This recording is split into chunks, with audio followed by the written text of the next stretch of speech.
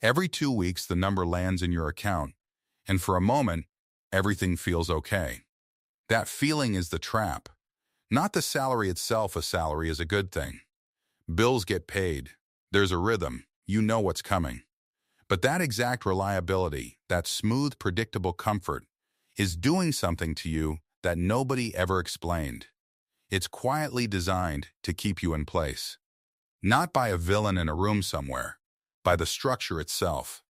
Let me show you the machine you're standing inside, because once you see the shape of it, you can never quite unsee it, and you stop being trapped the moment you understand how the trap works. Start with the most basic fact about a salary, the one that's hidden in plain sight.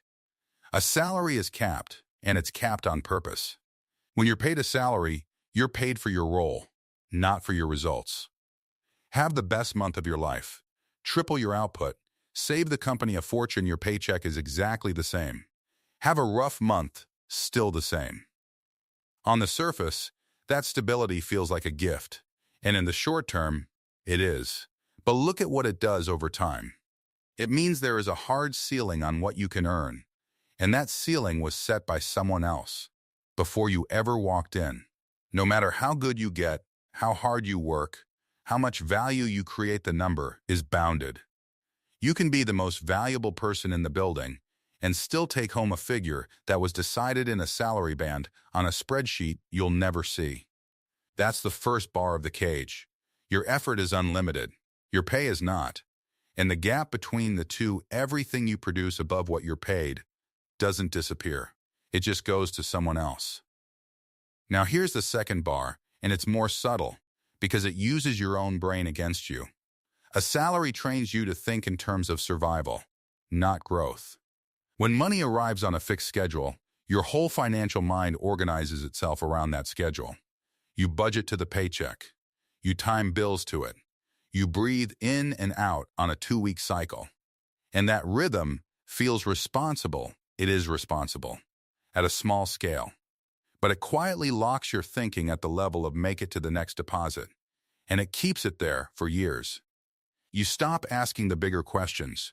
How do I build something that pays me whether I show up or not?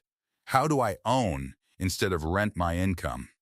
Those questions require you to lift your eyes past the next paycheck, and the paycheck is engineered to keep your eyes exactly where they are, because it always arrives just in time to reset the cycle before you get restless enough to change anything.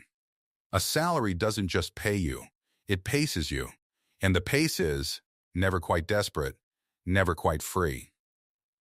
Quick thing, because the next part is the sharpest one, the mechanism that actually keeps people stuck for 30 years without noticing. If you've ever felt the walls of a good, stable job without being able to name them, this channel is built for exactly that. Money Lens. Hit subscribe and stay to the end.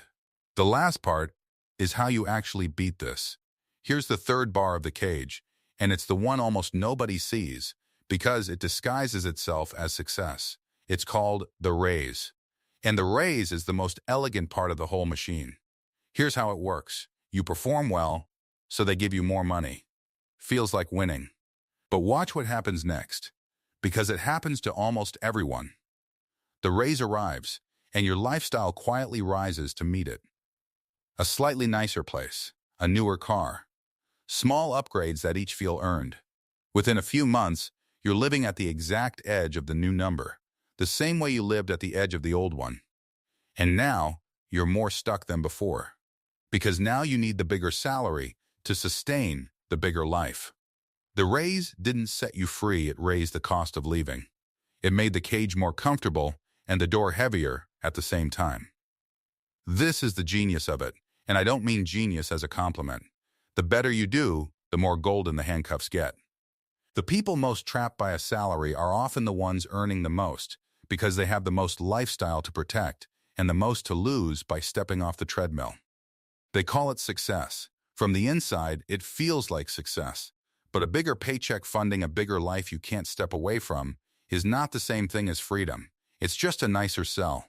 And here's the part that ties the whole trap together, the reason it's so hard to escape even after you see it. A salary gives you exactly enough to stay, and never quite enough to leave. Think about that. If it paid too little, you'd be forced to change something. You'd have to find another way, out of pure necessity.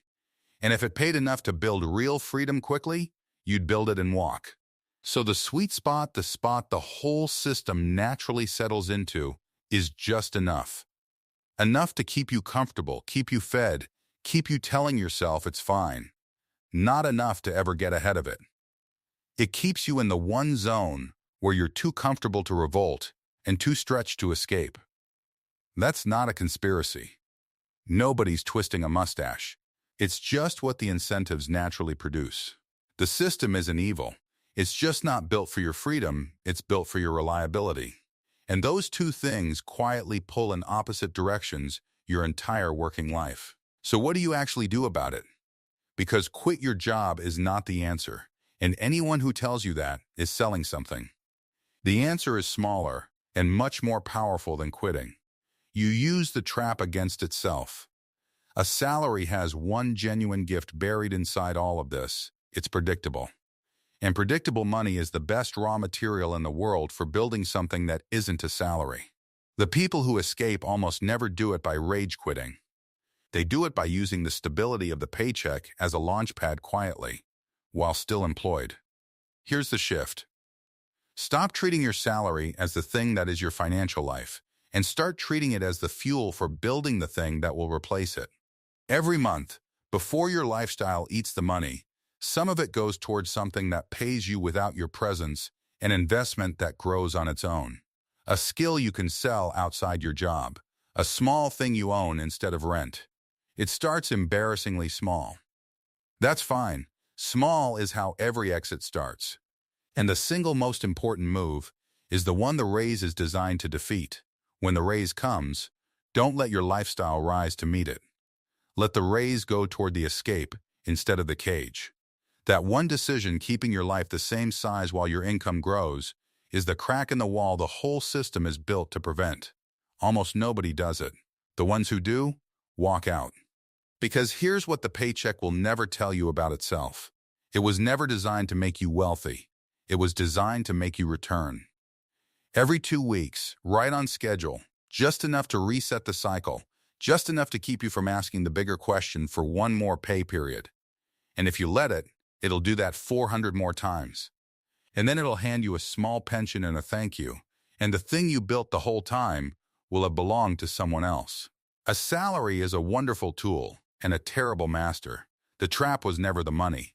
The trap is mistaking the paycheck for the plan.